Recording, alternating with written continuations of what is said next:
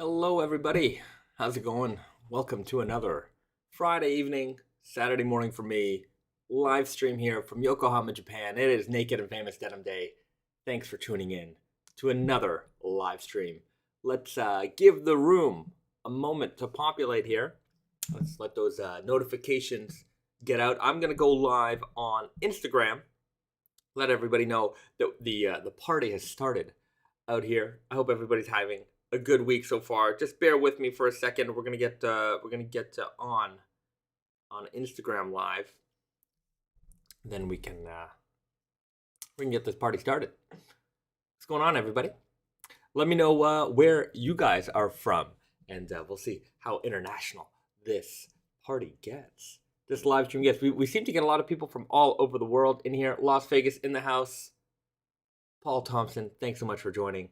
Hey, everybody on Instagram land. The party has started over at our YouTube channel. The live stream is currently live on YouTube. If you're watching on Instagram, head over to the YouTube channel because that's where we're going to be continuing the live stream. We're going to be live streaming here for just a bit on Instagram, and then we will be streaming completely on YouTube.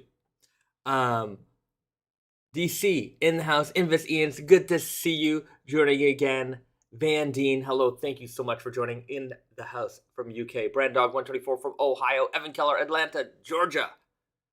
Riley O'Brien, what's up, Naked Famous Denim family? Hello from Utah. We are a family here. It's good to see so many familiar faces, at least for familiar names. I don't know. You know what's going to be weird is that eventually we're probably going to, we'll have a meetup or something. I'm going to meet some of you people, and I'm going to know you from your like, names on. I'm going to recognize you from your names, but the faces are going to be they're going to be a little blurry. I don't know what you guys look like, but hopefully we'll get to see you guys soon. But anyway, some of you guys I see on Instagram, so we'll. I have to get better with the names and the faces, but I need to see your faces at some point. Hello, everybody from Instagram. Mem Berno 24, Philippines, soon to be in Quebec. Excellent. Well, I hope you enjoy your time in Quebec. Just everybody watching on IG. We are live on YouTube, so head over to YouTube to continue the live stream. We're going to be streaming here just for only a few minutes. Nike Juice on Instagram writes, dirty fades on my wall, a decade old. That's fantastic. I brought some of my old jeans today to show off. Louis Cicada, Texas, in the house. From Houston, Will Hernandez from Houston. Hello from Montreal, Benoit Carl. Fantastic. Hello from Long Beach, New York. Long Beach, New York, Fossil Draws. Edmonton, Alberta. Aaron Fauster. Tarek Panic, Alberta, in the house. Wonderful. Motion is here on IG. Head over to YouTube. We're continuing our stream on YouTube. Greetings from Russia, Vladimir Botin. Any ideas on when the Elephant 11 are coming out? I do have an idea when the Elephant 11 are coming out because we're currently planning the Elephant 11. The Elephant series will continue in the spring. So this spring, summer 22, we have a new version of the Elephant. Well, not really a new version, but an upgraded version of the fall winter 21 Elephant. So right now we just released the Elephant X. That's the 19-ounce heavyweight dark indigo with the space gray weft, chromed out Selvedge ID, chromed hardware. That's out right now. It's pretty sold out right now, unfortunately, or fortunately, depends on what side of the business you're on. But so for those people who maybe can't get their hands on the Elephant X, know that the Elephant XS is coming out in the spring. It's the exact same jean with 1% or 2% stretch. I don't remember right offhand, but with a small amount of stretch. So Elephant XS. So it's like the S model. I was gonna call it the Pro model, but anyways, Space Gray Pro. I think you guys know where my thought process came from for that one. But we will have a stretch version of our Elephant denims coming out in the spring. The fall we will have the 100% cotton editions. So that's kind of our strategy going forward. We want to, we've been pushing stretch denim for a long time. And I know that there's a lot of our customer base out there who really appreciate having a little bit of stretch in their jeans. So now we're going to be able to offer heavyweight, super heavyweight jeans in a stretch model. So, if you like the 100% cotton, you get it in the fall. If you like the stretch, you get it in the spring. Mind you, we ship spring like January, February. And if you're in the Northeast or in a lot of the world, it is still frozen cold outside. There's still plenty of cold season months ahead. So we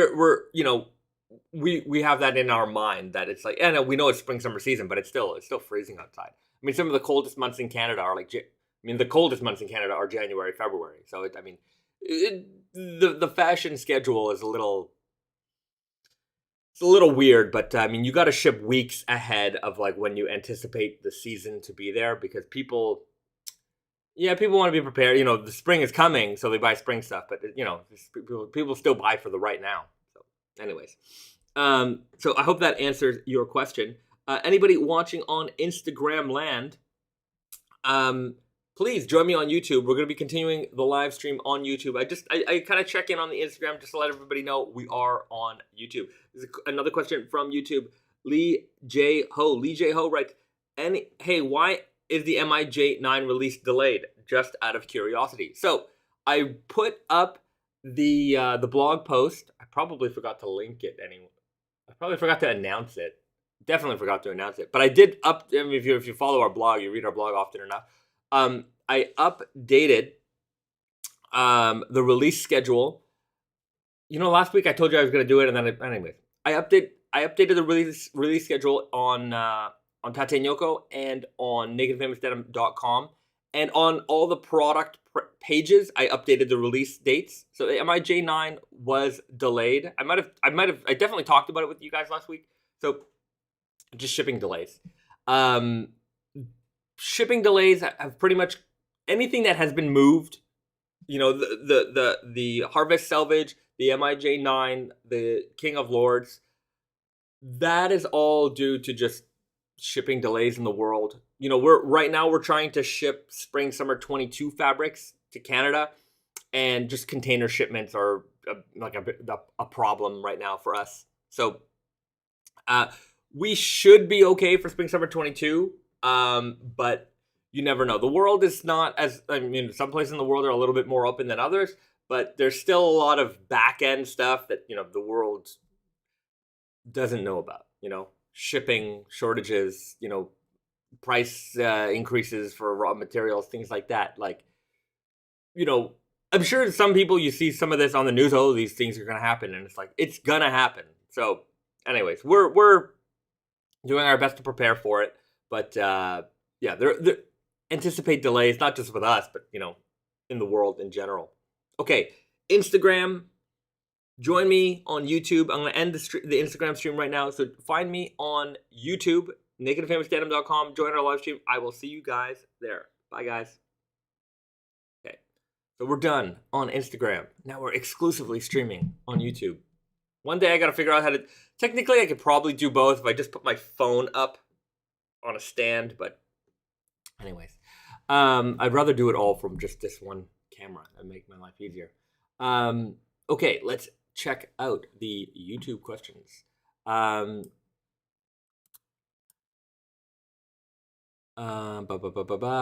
Morning, Bazad. Hey guys, Josh Edwards in the house. Mark J. Bernardo, I'm here from the Philippines. Welcome. Looking forward to October 22nd, Friday the 13th release. That's right. That's so we've got the Turmeric Selvedge coming out next week. I'll show that off a little bit later in the stream. We'll talk about that. We've got Friday the 13th coming out on October 22nd. And then on Thursday, October 28th, we will have the MIJ9. That is scheduled for the Thursday. Couple of big releases coming soon. Ross Picard writes, managed to cop the Elephant X and can't wait for the Okayama Spirit 5. So hyped. That's right. The Okayama Spirit 5 also released today. I haven't even looked at performance of anything yet. I just woke up, threw out the trash, and I'm here. Okay, so Okayama Spirit 5 sold some sizes out, but we're still good. So if you haven't got it yet, or you don't know that we released them today, today is the day. You can still get them while you can. I would encourage you to things are moving fast. That this season things are moving especially fast. I'm getting a lot of like retailers asking for stuff, and I don't have it. Sorry, not MIJ9, but Elephant X is, we're out. Like whatever we have left on the website, that's it. There's none in our main warehouse. Yeah. Okay. Old School Chris, Bayzad, welcome. Old School Chris. If you guys don't follow him on Instagram, he does the best raw denim skateboard tricks out there. He's the raw denim skateboard man. Pedro Cortez writes, did you pick what to put on sale? If so, a very big thank you. I purchased the Pickle Rick and the Ichiban and Selvedge. Thanks. I just wanted the Joker jacket, but I also wanted the Joker jacket, but didn't order it. Yes, I did. Oh yeah, that's the other thing that's going on today. So Canadian Thanksgiving is on Monday. It's on Monday, and I figured we'd do a Canadian Thanksgiving Day sale. We do the in America we got Thanksgiving, then we got Black Friday, so we got we got Americans covered. But for Canada, I just wanted a Canadian Thanksgiving. But you guys already know. I talked about like our sale schedule for the fall. We had Labor Day. Now we got Canadian Thanksgiving. We will have a sale again for Black Friday, and then we will have a sale again for Boxing Day. Boxing Day is another Canadian tradition. So I do manage the sale. Everything that goes on sale. I manage the website. I manage our retail. So all of that stuff, that's me. I put that all together. I decide the markdowns. I decide, what the promotions are, the 24-hour specials. I do all that. So, that's me. And you are welcome. I mean, I try to put on pretty good sales. I think this is a pretty good one. I have to say, I think this is a pretty good one. We scoured the warehouse. We found some goodies that were hanging around. So we made sure to release them for the sale, put them immediately on sale. So there's a bunch of stuff that you might not have seen for a while. It's back on the website. There's a lot of fantastic deals right now. So take advantage while you can. The prices are going to go back up. Monday's the last day. So, just after midnight or something, I put the I unmarked down things. I reply the paper. So get what you like. There's a lot of fantastic things right now, and enjoy. Just as always, make sure to use your measurement guides. I don't know how many like new customers are watching the stream. If you're new to the stream, if you're new to us, thank you for joining.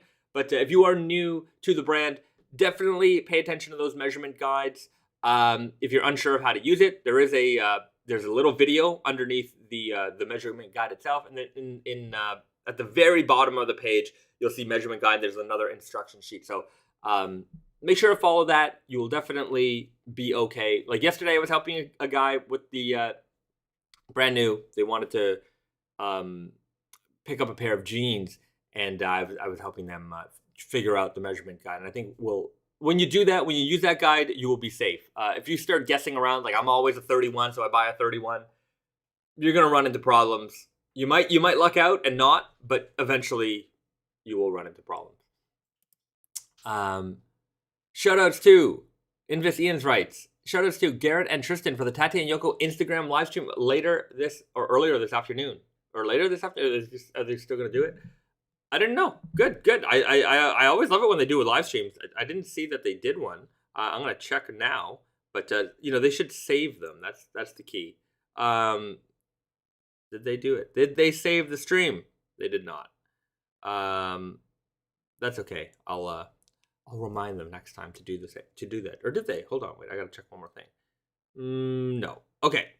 See, if you don't save the stream, people can't watch it again later. You gotta save those streams. James writes, do you do everything in the company? There's very little that I don't do.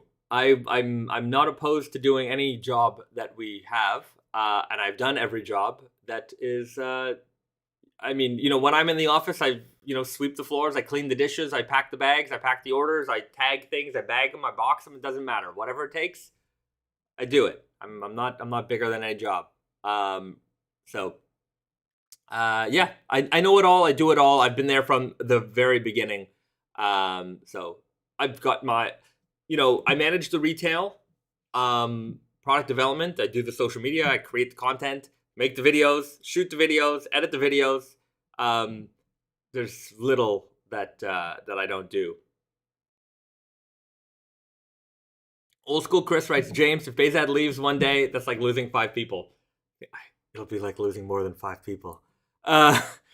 There's certain things that like only Reset and I know how to do, and yeah. Anyways, don't worry about that, guys. Unless a bus hits us. But yeah, there's that's the problem. I mean, that's working in a small company. That's just kind of how things work often. And especially for people who've been around for a long time. And we have another, we've got a lot of great staff, and the long timers, the people who've been around for a while, they come, like any company, not every company. There's some long timers that are just useless, but sometimes like the people who've been there for a while, they just become irreplaceable because they just know how everything works. In any organization, nothing's always completely organized, and sometimes when you're working in an organization where it's chaotic, but when you understand the chaos that you're in, yeah, it's easier for a veteran to deal with that stuff than sometimes somebody who's straight out of school who expects things to be, everything has to be in line, because in school and life, their life up to that point, everything was in line. Here's the deadline, hand in the essay, do the exam, boom, boom, boom. And it's like, that just doesn't work. That doesn't work all the time. Sometimes people tell you things that are going to happen that don't happen. And then you have to pivot and have to have plan A, B, and C. And all of them have to be as good. And you have to be able to execute them at a moment's notice, just the way it is. And sometimes your work, you can do all kinds of work and nothing happens with it. You don't go down that direction, and it disappears. And some people can be very frustrated by that. Yeah, I do find that sometimes younger employees have they are impatient with, I guess, the process sometimes. But yeah, it's anyway, working environment's always very interesting. I'm sure many of you guys work in similar situations. Anytime you're in a small business, there's always an interesting, chaotic component to it. Alexander Avalero writes, is there any more glow-in-the-dark denim in the future? The future's a long time. So, possibly. There's nothing planned at the moment. We did the original. We've run the glow-in-the-dark 3 times in our history. We did the original. We did a restock of the original. And then we did the Ghostbusters edition of the glow-in-the-dark. So there's been 3, and there's been glow-in-the-dark Selvedge with the Supernatural Selvedge with the Ghostbusters collection. So there's been definitely some options. So maybe we'll do it again one day. Nothing planned at the moment. We'll give it some time. Carbon Coated writes, your job seems like a lot of work, but also like a lot of fun. Yeah, I mean, that's I was thinking about it last night. Just being in the fashion industry, and what people, you guys ever seen that meme where it's like, what my friends think I do, what my parents think I do, what other people think I do, and like what I actually do. And it's basically that, being in we're a small company, right? But I know I have friends who are like they work for some of the biggest design brands in the world. I mean, the most expensive stuff, Paris runway shows, that kind of stuff. And like they're up there, they're making decisions. And our jobs are not that different, and it's like you see what a big giant, Paris or French fashion house does, and they're doing these beautiful runway shows and glamorous parties, and it's like, yeah, that's about 5 minutes of the job. Everything else is building up towards that, and it's just it's a lot of work. And, you know, even just this week, I mean, I don't know, I probably put in 60 hours. Like, it's just the way it is. Yeah, my butt is glued to this chair. I never leave the house. And, yeah, it's a lot of work. It's a lot of work. Fossil Draws writes, have you ever considered a NASA-inspired denim? I'm imagining white denim with a space gray stitching and red-blue selvage like you did for the Matrix denim. I have considered. I don't like that's on the idea list. Like I really want a space themed denim where there's like NASA or like JAXA, which is like the Japanese Space Association. Yeah, you can kind of tell there's a little bit of like meteor selvage, space gray. Like this fall, there was a little bit of that, like that really played into it. So yeah, it'll come. What I would love is I always want to make space jeans, whatever that is. Like I've met with like our suppliers, and I've talked to them. Like, you know, are there any materials that are used for like space stuff? You know, I don't know. I don't care what it is. You know, sometimes you see those pillows made with memory foam from the spaceship or whatever. I want to do something. I want to find a material that is used in space exploration, space garments, whatever it is, and make jeans from that. I think that would be really cool. It's going to definitely require some research, but yeah.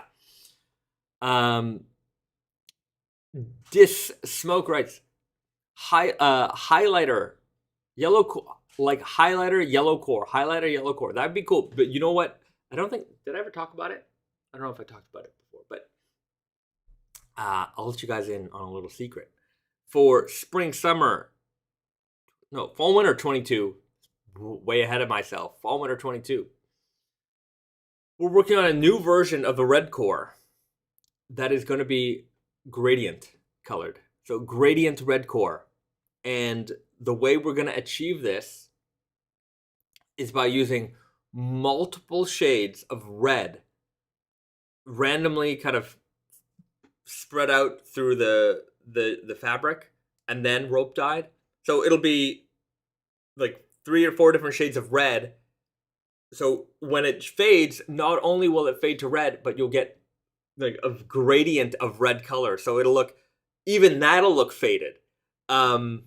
So coming up, gradient, that was Risa's idea. Gradient core. That's a cool idea. I think that's a freaking really cool idea. So hopefully you guys enjoy that one. Is it fall, spring? I don't know what season. We still have the rainbow core. Rainbow core comes out spring 22, and then fall, whether it's fall 22 or spring summer 23, something like that. But anyway, we're working on it. That's the one we're working on.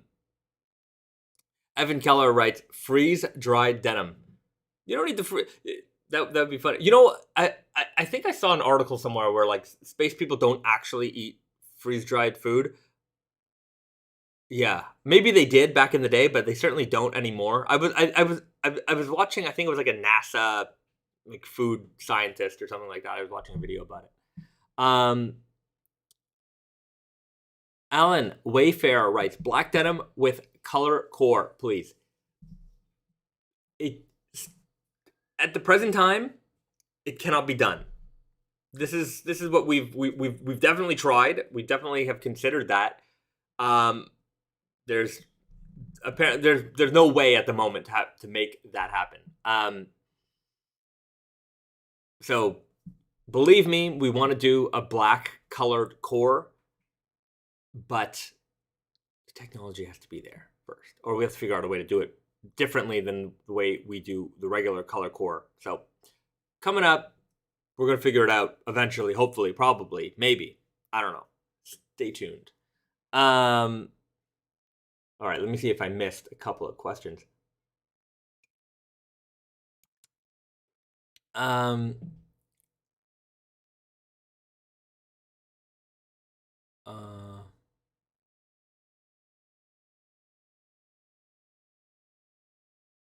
Okay, if I missed your questions, let me know and I will answer them. Alexander Avalero writes, more anime collabs, please. We're working on it. There's no question about that. I every week I'm starting to dread that question because like I don't have any updates on the current situation of the collab that we're working on, and it's a little. I mean, look, my frustration is I'm letting you guys know that so you guys can understand a little bit about like the speed at which some of these projects can move at. I was doing a talk last night with my friend Motion. I linked to it. There was like a Zoom. He teaches a class, and I was talking to his students, and he brought that up. He brought up the fact that we're doing these collaborations, and back when we were growing up in the '90s, even the early 2000s. Hey guys, say hi to Risa. All right. Sorry, don't mind me. So back in the '90s when we were growing up, there wasn't a lot of collaborations. Like collaborations were like if it happened, it was big news. It was like it would be so weird. But now like it's so common, which is great because you get to see sometimes you get to see two things that you love like jammed together. It's great. The Doritos Taco Bell. Like imagine like I'm glad I wasn't a teenager when that happened because I was a skinny kid. Maybe I wouldn't be so skinny. But just stuff like that. Like but even in apparel, like brands coming together doing these projects, and it's like the ones that boggle my mind the most right now are like the high fashion streetwear kind of mixes, or like even just the fact that high fashion has really become streetwear. I don't know how that happened, but I don't know what I'm doing. But so we were talking about collaborations and how rare they were back then, much more common nowadays. And he was saying that when he was working with companies, how long and how sometimes difficult it was to get things off the ground. And I'm like, oh yeah, it hasn't changed, right? We're developing stuff. Like we have to work pretty well in advance to get stuff out for like the season that they're in. Like, even more so than like a regular collection, like, spring, summer 22, like we work on that about a year in advance. But for like collaboration, sometimes it's earlier than that, like a year and a half, sometimes 2 years before like you can get that all done because there's a whole contract thing. And then like they have to approve all the designs. And then you have to make all the stuff. You have to make all the samples. You have to go through the approval process with the samples. So, and each little detail on the jean needs some kind of approval. Like so, and once if something isn't approved, you got to go back. You got to change it. Then you got to submit it for approval again. It's a whole thing, and it's not very fast. Depends on the company. Some companies are much more fast, much more liberal with their properties than others. But these companies. They have people, within their organizations whose job it is to make sure that everything like matches their compliance, and they do their job. That's the thing. They definitely do their job. So you can't slip things through that that don't fit inside their world, and yeah, it's just the way it is. Yeah.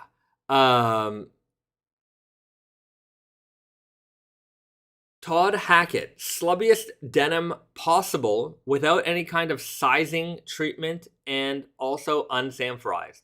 Well, anything particularly slubby has to be unsanforized because the texture will be so great that the singeing and the sanforization process will affect it a lot. Like the King of Slub is the perfect example of the slubbiest denim possible. This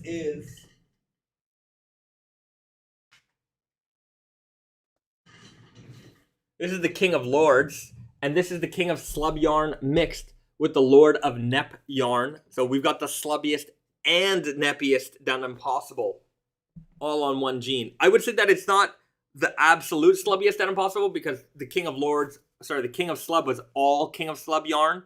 So this is a mix. So it is incredibly textured. Don't get me wrong. That warp is insane. It's crazy. So you can really see it.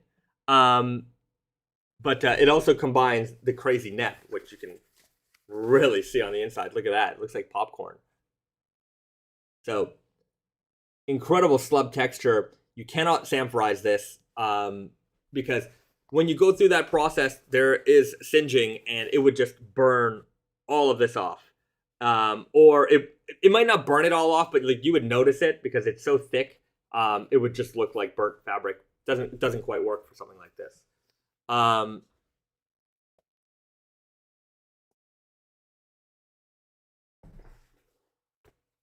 Okay.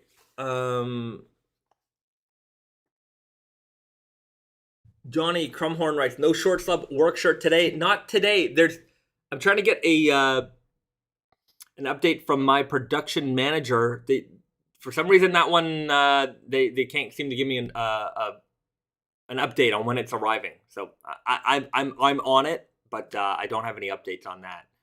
BD writes, Elephant X in my size is about 5 inches bigger than my usual measurement. Is that helpful for the ounce weight for the moment? Wondered if they may be too large on me as I belt jeans at my usual size. Like a 0.5, like half an inch bigger.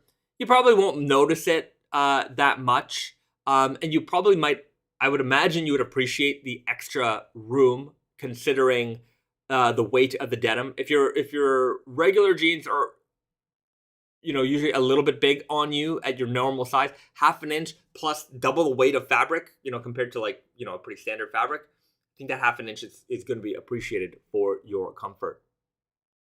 Kentaro, have you ever done maple dyed denim? If not, I think that would be a really cool homage to both Japan and Canada, as they are both famous for their maple trees. We have not done a maple dyed denim. I would like to do something maple themed. The problem here's what I imagine with maple dye. Normally we'd have to develop it. I don't think it would be that difficult to develop it. We've done coffee, like wine, natural dyes. Like we know a place that does and can do anything.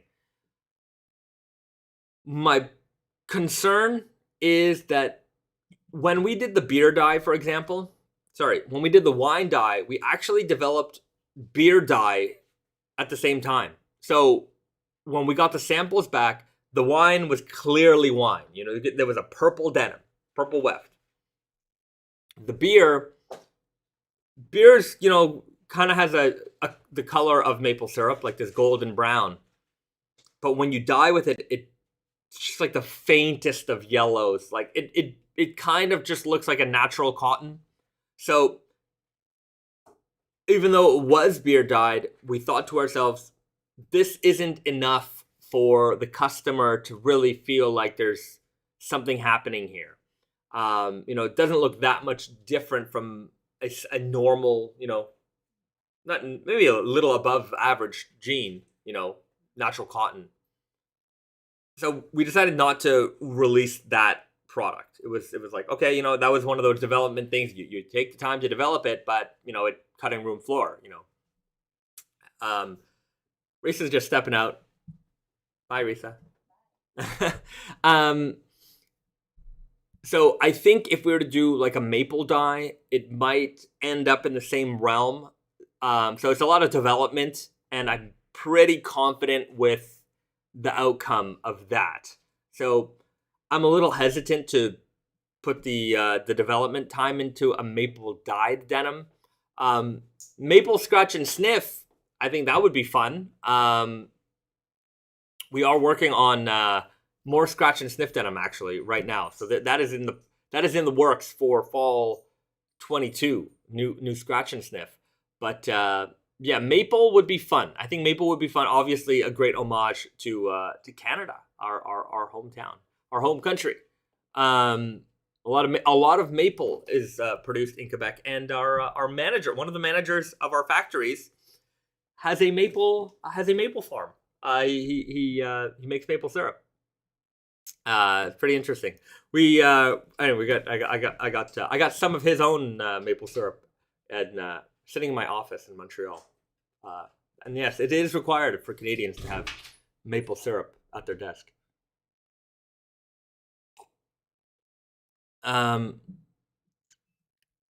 Trevor Roth writes, cross chest pack. Probably not from us, but we do carry a brand on Tate and Yoko called Epperson Mountaineering, and they have a really nice cross chest pack that we carry. We restock it every couple of weeks. Actually, we sell it quite well. The sling bag. The moss green is sold out right now, but we've got Raven and Desert Camo.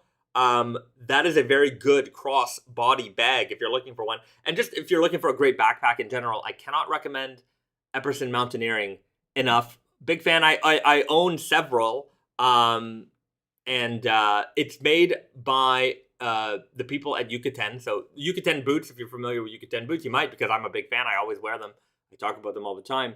The owner, Yuki, this is his outdoors brand, and he's a big fan of all things American, like Americana, vintage Americana, and this is his kind of vintage kind of backpack style, camping, mountaineering style brand. Very, very high quality bags. I'm a big fan. Especially, we've got ones called the parachute bags, and they're made of like parachute material. And they roll up into like nothing. Like you could fit the whole entire backpack in like a Ziploc bag. And then when you need it, you undo it, and it's durable and tough. Okay. Fossil Draws, hands up question. Wait, what? Scratch and sniff pants? Yes. You didn't know about our scratch and sniff? So back in the day, early Naked and Famous, there was a lot of like, just, wacky stuff. Glow in the dark, thermochromic denim, scratch and sniff. So yeah, we made a raw denim that looked like a raw denim, classic raw denim look. But when you scratched it, it smelled. So we did a couple of these. We did raspberry. We did a forest smell. I'm trying to think what other ones that we did. Scratch and sniff. We did, I think, 3 scratch and sniffs. Anyway, it doesn't come to mind, but it's been such a long time that I wanted to do it again. And so so the way the scratch and sniff denim works is, so the denim is made, and then there's a coating that, like, they spray the jeans with like microcapsules, and there's like little, tiny microscopic beads that contain like this scent. So what happens is, when you scratch the denim, the beads open up and they release the scent just a little bit. And so now your stinky jeans, they don't have to smell anymore. You can just scratch and, you've got that wonderful scent. Also, it's a fun party trick. There's no question about it. Hey, guys, my pants smell like raspberries. Or what we're working on for the future, for fall 22. A lot of fall 22 talk today. But for fall 22, scratch and sniff Hiba wood. So in Japan, I don't know if you guys know about like bath culture in Japan, but so you can go. There's something called sento, which is like the public bath, and then there's also onsen, which is like it's a little bit more of like a holiday thing. You go to like a beautiful kind of bread and breakfast area, and they'll have like hot springs, and so there's a lot of wood that is usually used for the hot springs, and it's just like you're usually out in like nature, and so this is the kind of wood that is like associated with that. And there's a lot of like, it's such a nice smell, like our home spray that we like scent the house with is Hiba wood, and I just love it. I'm a big fan. It's such a like comforting smell, and I thought it would make a cool scratch and sniff teen. And it's a great way, use a little bit of Japanese culture into Japanese denim, and in an unusual way for sure. But That's coming. That's coming. Okay. MK11 writes, "Hey Bezat, I just saw your guys' collection with Simons. Is there somewhere I can go to find out more info? Because their website doesn't have the info like Tate and Yoko." I don't know. I actually wasn't very involved in that collection at all. Brandon pretty much handled that, and I don't know where you can find more information about it. I probably should do a blog post on it on nakedfamousdenim.com, but I don't have all the info right now. So I think you'll have to rely on Simons' storytelling to find out more information on that one.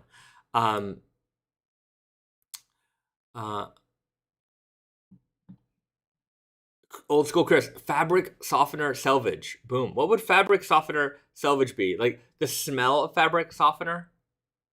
That's kind of nice. It's kind of, there's a lot of great smells out there, but yeah. Hiba wood.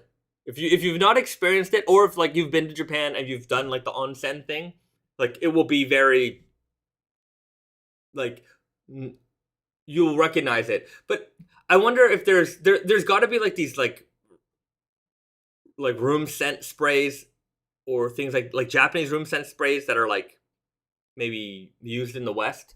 You know, like sometimes you'll go into like a fancy design store and they'll have, you know, some kind of room scent spray from Japan, and I'm pretty sure they'll have like a Hiba wood, Hiba, Hiba wood. Just see what Google says about Hiba wood. Yeah, Hiba wood from Aomori Prefecture, Japan House, London. Yeah, it's a thing. It's definitely a thing here. Hiba wood oil. There's a lot of scents that are based on Hiba wood. Okay. Maple syrup, scratch and sniff pants when? Give me time. Give me time. Girth Monster writes, workwear / mechanic themed denim. We have it. We have it. It's just trying to think what season. Next season, spring summer 22. We've got something called the Main Line Selvedge. The Main Line Selvedge. It is a vintage workwear repro fabric. So I basically took an old pair of overalls that I had. They're like 60, 70 years old. And we remade the fabric. We completely remade the fabric. And it is nice. It's a lighter weight, like workwear blue with like white neps throughout, white stitching. It is as workwear as you can get it. I think it's really nice, and it's gonna be nice and light for the summer as well. Super vintage style. I'm looking forward to that. That is gonna be the mainline Selvedge. You know what I'll do next week? I will have some spring summer 22 previews for you, so you guys can see some more of that. So tune in next week, not this week. Well, stay on board this week, but next week I will have that. And you know, while we're all here, hit the like button, guys. Hit that like button if you haven't hit the like button already. The likes help people find our stream, our channel, all that kind of stuff. So the more you guys can help us out by liking our videos, liking our live streams, and subscribing. If you haven't subscribed already, maybe you don't even know you haven't subscribed because you get our notifications, you see us on your feed. Subscribe to the channel, helps us grow, and I would most certainly appreciate it. So that's my little ask for today. Like and subscribe. All right. Alan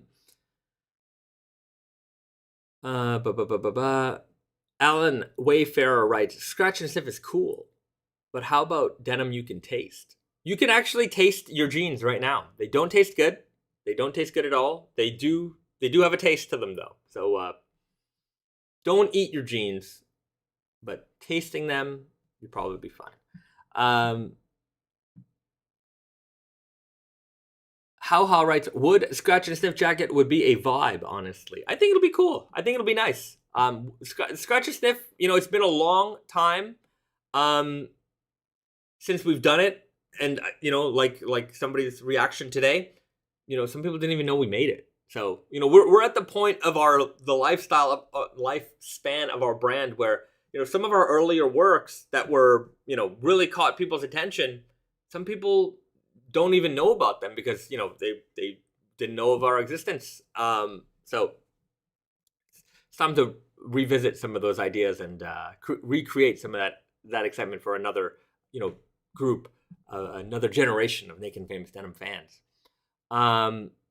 Will Hernandez writes, when is the size guide for Friday the 13th jean going up? I will check with the staff. I don't think that the jeans have arrived from production yet. So usually as soon as they arrive from production, which is usually a Friday, anything that comes like to our warehouse usually comes in on a Friday.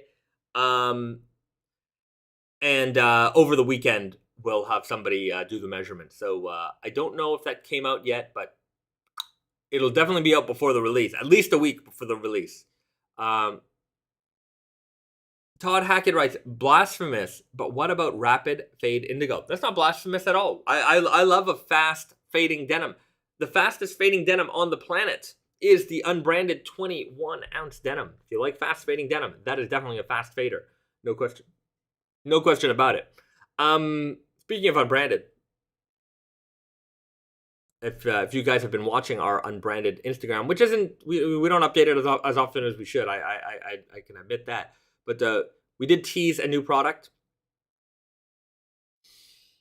I can tease the release date of October 28th. So that's what I can do right now. And we'll have more product information up probably around the 18th. So it's going to be like announcement, release like a little bit more than a week. So we'll announce it, give you guys time to understand what's going on, see the measurement guides, all that stuff, and then we'll put it out. So coming soon, release date, October the 28th. New unbranded jean coming out. Limited unbranded. So this is not going to be a core. This is going to be a one-off, one and done. Once it's gone, it's gone.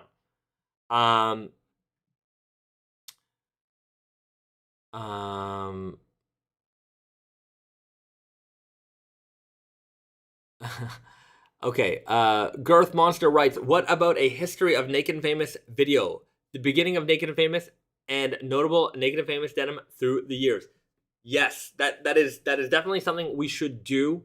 I'm thinking when I'm back in Montreal, I got to do a couple of videos with Brandon. You know, just update the world on what's going on, especially, you know, hearing from Brandon. You don't get to see him very much. We could talk about the history. I definitely think a dedicated video on the history of Naked and Famous is necessary, but I think that is a little bit above my pay scale in terms of like my ability to make video. If I make that video needs to be better than what I can make. I make okay videos. I don't think that they're the best. You know, what's for me the most entertaining thing is, you know, every time I finish a video, I always feel like, okay, I did something new in this video. I learned something new, and then like that new skill will be used a little bit better in my next video. And so like it's just it's fun to just see my constant progression. And you know, I look back at some of my old videos and like they're so bad. Like they're not great. They're clearly not great. But I'm just happy to see like a progression. So if we're to do a history video, I think that requires a little bit more production value than I'm able to do myself. Maybe I could outsource that to somebody, and we could do a proper history of Naked Famous Denim video. I think that could be fun. So yeah, if my skills get better, then I could do it, and we could definitely do it sooner. If not, I don't know. We'd have to bring somebody in a little bit more skillful than me. If I missed your question, ask it again. I know I'm getting the questions are coming in.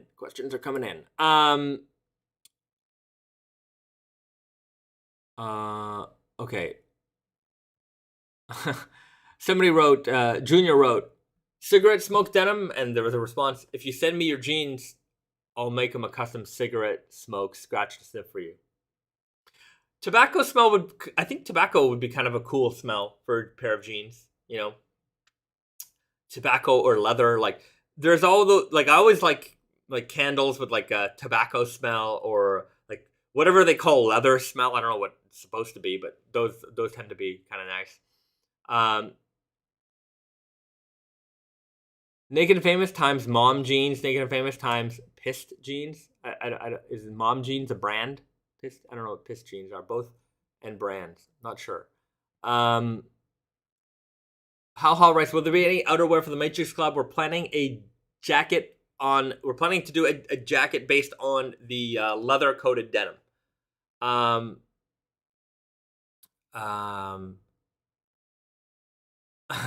Old School Chris, LOL. There you go. Do a collab with Marlboro. Yeah, I don't know about that. I think we could just, if we wanted to, like, you know, going down the scratch and sniff rabbit hole. Yeah, like tobacco smell would be cool. Like Rolando Ramirez writes, Tom Ford's Tobacco Vanille is the best cologne. Well, there you have it. Like it is such a masculine smell. Like you know, these tobacco smells for men. They're pretty nice. I'm sure that Tom I haven't smelled that Tom Ford one. I'm sure it's pretty nice. I'm sure it comes with a nice price too. Yeah. Certain colognes, Jesus, I don't know how they I do, because I do kind of understand that some of the material that they use in these scents are some of the world's most expensive materials. You know, but I don't know if it makes a difference in the scent, or I don't know how scenting. I'm not too knowledgeable about how scents are created and their pricing structure, but yeah, some of them are. Ooh, if you complain, don't complain about the gas prices if you're buying colognes like that. You know, what I would always tell people is, you know, they complain about gas prices, and I'm like, yeah, but you buy bottles of water for like $2 for like, you know, 500 milliliters. Don't complain about the gas prices. I drink tap water. I've really never. I hate buying bottled water. I feel like it's the biggest scam in the world. I am a tap water guy.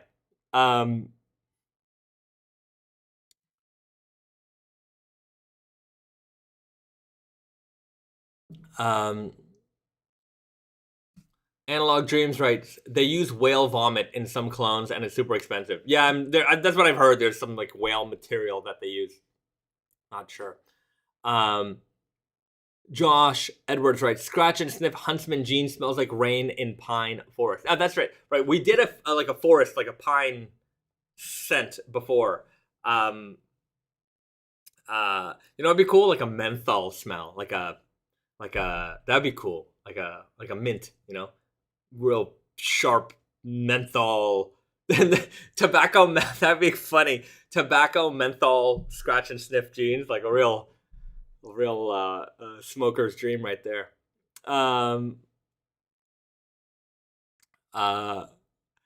Monkey brain, water filters is where it's at. Absolutely. I definitely don't even filter the water. It is straight from the tap. I put it in a bottle. It goes in the fridge. It's cold. It's good enough for me. Tambout ambergris. Is that what the whale stuff is? Talmbout ambergris? I'm not sure. Pedro Cortez, whale vomit. What the F? Yeah, they use some weird stuff in very expensive fragrances. Not sure why.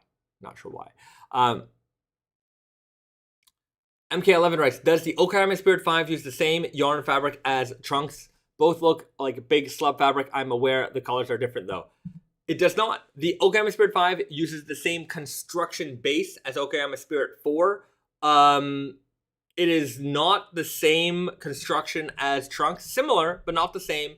It does not even come from the same mill. So there in terms of it looking the same, yeah, but aside from that, no, it is not the same. Somebody asked, I forget who it is, I think I read it up here somewhere, about the Karui Stretch Selvedge, which is on sale right now, part of the Canadian Thanksgiving weekend sale. So there's a sale on Tati and Yoko and Naked Famous Denim NYC right now. let me just go over some of what's going on. So our regular sales section, which is 20% off, 40% off, and 60% off usually. So that's the usual markdown.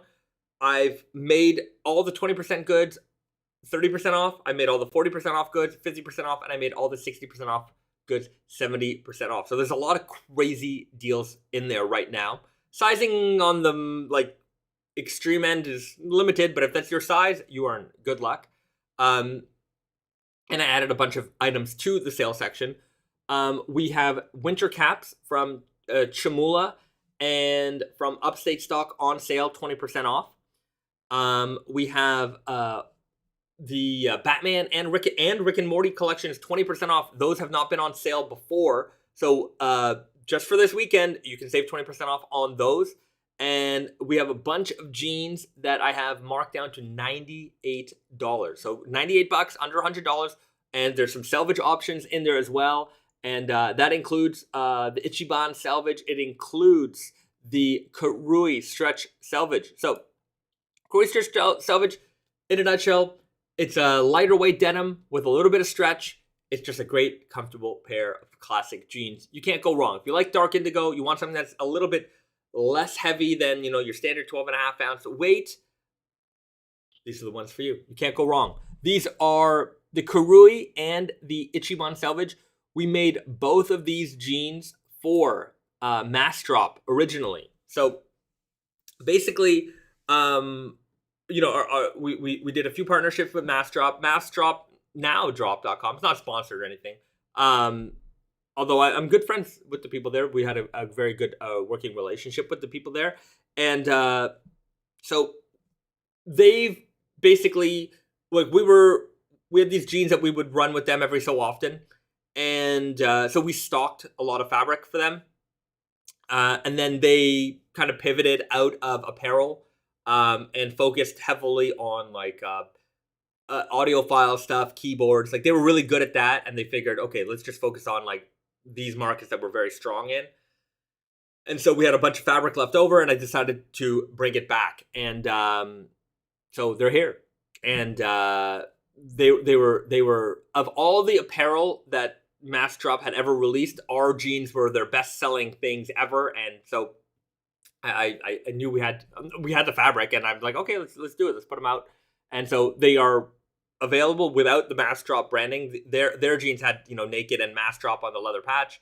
Ours are just Naked and Famous Denim options, and they're great. They're really solid basics. What we did for Mass Drop was essentially, we were introducing a lot of people to raw denim. That was a lot of people's first raw denim jean. They didn't even know what raw denim was before. They might have come from the audiophile community. They might have come from the keyboard community. Whatever communities they had cultivated. And the beauty of Mass Drop, and I talked about this because there's an interview video that I did for the Ichiban Selvedge. The beauty of Mass Drop is that, like, when you are a enthusiast in anything, I like keyboards. I happen to like keyboards. I happen to like headphones. I happen to like audiophile gear. That's how I got into Mass Drop. And so, if you like this kind of stuff, there's odds are that you might like other worlds, like everyday carry stuff or camera stuff, but you might not be the expert in that realm. And what I liked about Mass Drop is that they kind of curate that top level product for you, so that you don't have to do all of the research and have to understand every nuance about, another, circle of, hobby, right? Another hobby, another enthusiast thing. So if you don't know anything about keyboards, you can look at, like, a Mass Drop release keyboard and be like, okay, well, they basically community built this with all the enthusiasts, and this is what we came up with as like the best, all arounder. And so that's what we did with them to come up with those fabrics. So they're just great all arounder products, and they were meant to kind of bring over people from other communities that they had cultivated on Mass Drop into their apparel community that they were trying to build. And we were successful with them, but I just think overall it didn't cross over enough for them to like really strongly focus on that. Maybe they'll bring it back, who knows? But that's what I love about those two fabrics. Really, really strong, basic you want to dip your toe into raw denim for the first time, a lot of bells and whistles in there at a great price point, and we're offering them at right now for $98. So very, very strong price point for you to get into raw denim for the first time. Or if you need a backup jean, a beater jean, your next jean, whatever it is, $98. You can't go wrong with those. And you can't go wrong with anything else that is $98. There's a lot of great basics in there. There's a lot of great jeans in there. There's a loom state selvage if you want to get into unsanforized denim for the first time. Boom, there you go, $98. Fantastic option for you there. Anyways, check out the sale.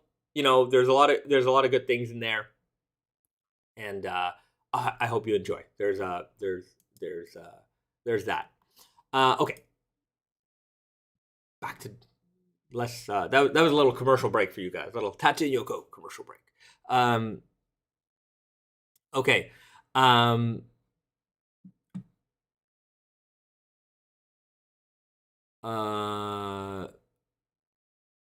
Analog Dreams writes, yeah, drop cut back on a lot of what they used to sell. Yeah, they used to have a lot of different stuff. Like they had like a beauty section. They had like sewing stuff.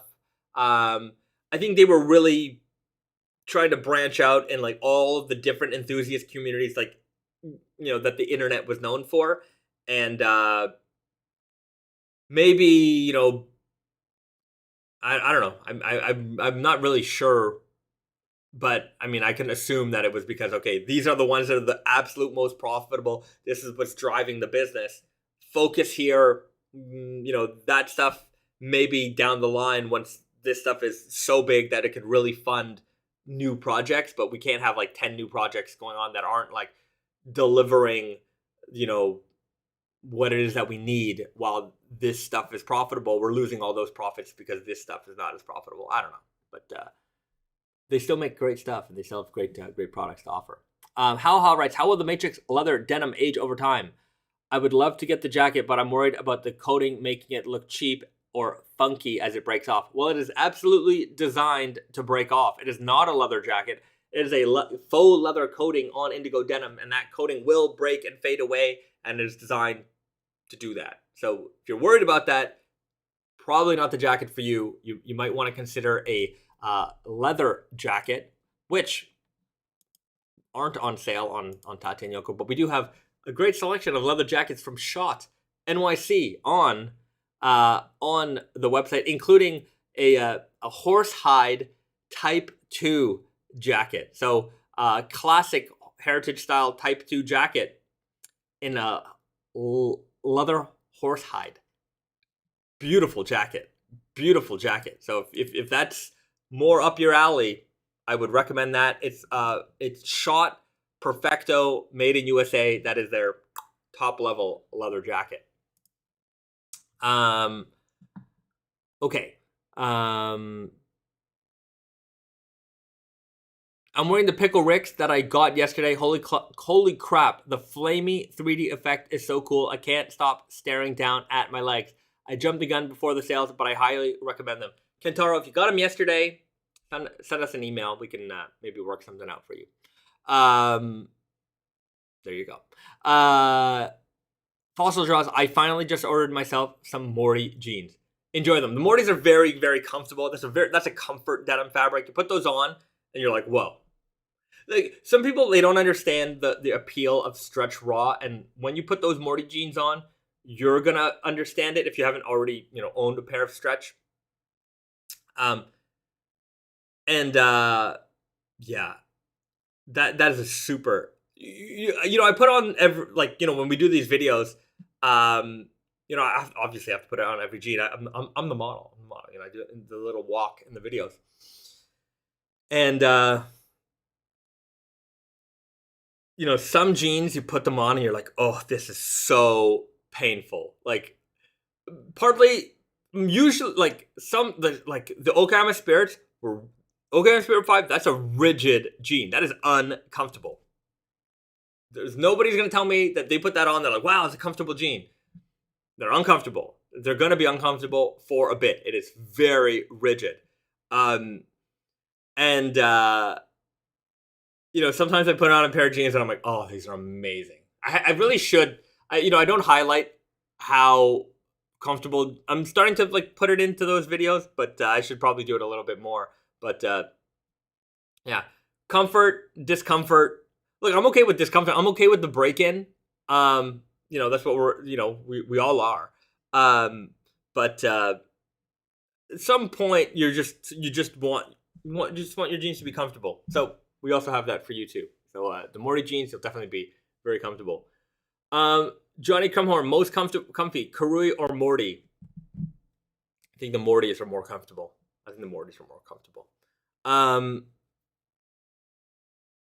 Okay, Matthew Bradwell writes, when do you think we're getting the knives? Early November. No, early to mid-November. Okay. How about the banner jacket? I had a meeting this week about the banner jacket. So here was the problem. Let me show you.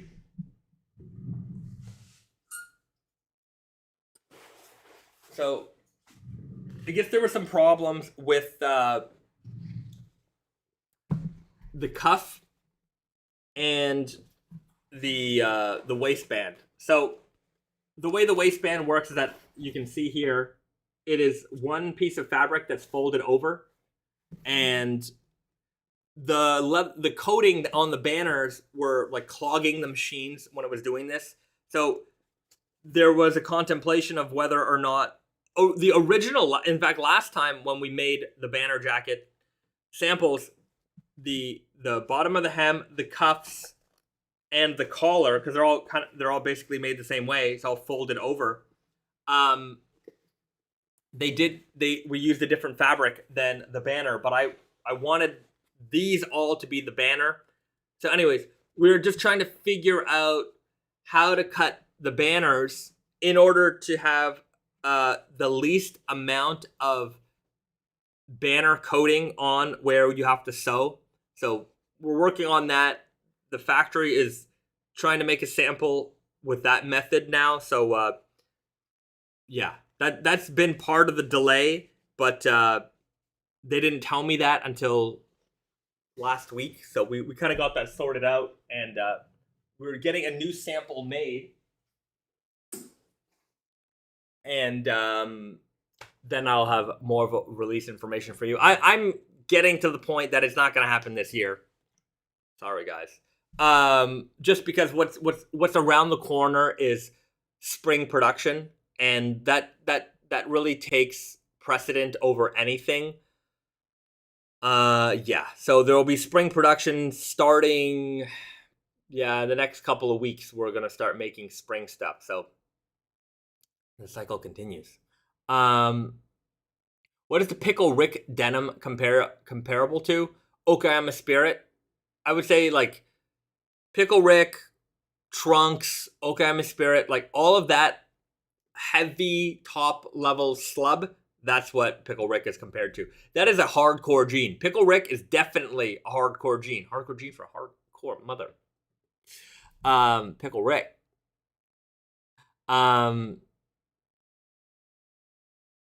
Junior, I used my Naked and Famous knife earlier today. Hopefully for good things. Hopefully to open a box or save a life. G, thanks B.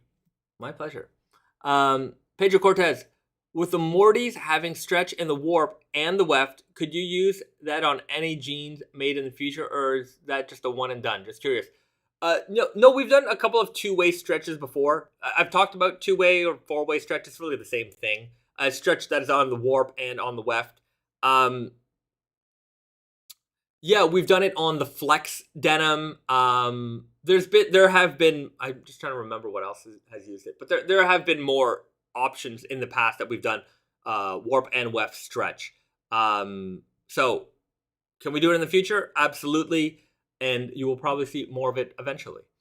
C. Sanchez writes, would it be possible to do a jean with a green and red cast theme? Would it be possible to do a jean with a green and red cast thread? Like maybe Kasuri? Jean and red cast thread? Like stitching? Green and red cast thread? Warp would... That could be kind of interesting. A mix. I wonder what the heck that would look like. And just trying to think. The technical possibility is like technically it's possible, but are they going to do it? That is a very labor intensive, like beaming the warp using two. Yeah, I guess it's doable because like the MIJ9, we are doing that. That's a similar idea where we're using two different colors of rope dye. So would they do it? I guess the answer is yes. Yes, it's definitely possible, and I don't think it would be entirely difficult. Like, it might be a little bit more expensive, but I don't think it's going to be cost prohibitively expensive to do that. So the answer is yes, it's definitely possible. What the heck would that look like? That's a Naked and Famous Denim thought that you came up with there. That's what that's why I do these streams. By the way, is that like, you know, last night I was doing that talk and I was talking about like educating our customers, you know, and like. By doing this, like you guys get into our brain, you understand the way our minds work, and like that's not the way like a typical jean brand would like think of things. They'd be like, why would you do that? And we're like, yo, that's weird. Definitely, we want to try and do that. So that is a good idea. That is a cool and interesting idea. Yeah, it's definitely it's parallel thinking to what like we're doing for the MIJ9. So. It's possible. It probably creates something interesting. I'm gonna ask that question. I'm gonna see what we can do about that.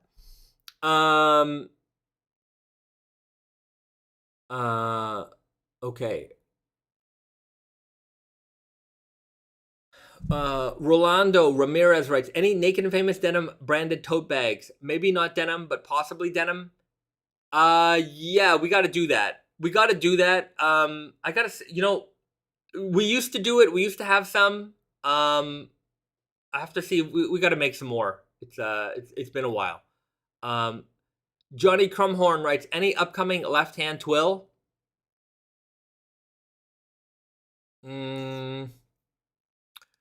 Not that I can think of. But yeah.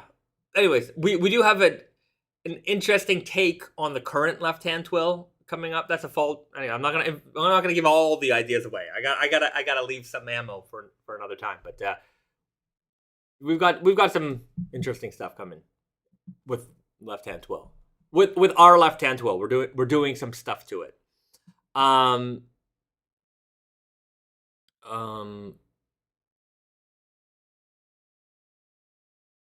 Chris Cortez writes, hey, I brought the brown Fox a while back and absolutely love them. Thank you very much.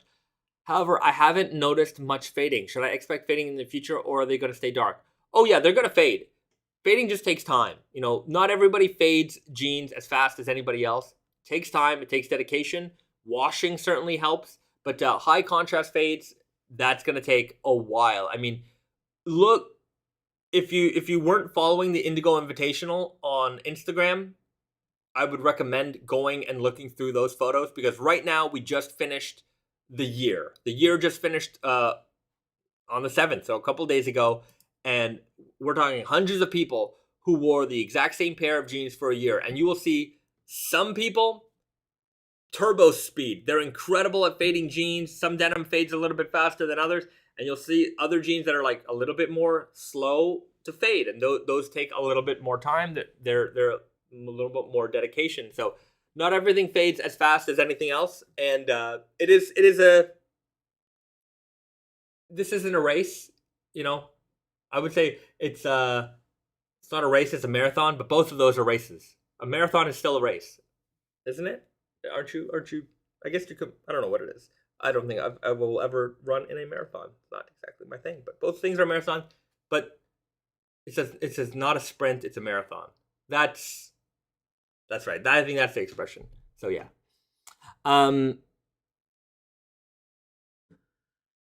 Mason Brando, what fabrics for you were the most rewarding to develop? Yeah, there's a lot. Like 40 ounce heavyweight. Anytime we can break a record, King of Slub, Lord of Nep, Emperor of Slub, those are always very satisfying. Like when you see it, you're just like, damn.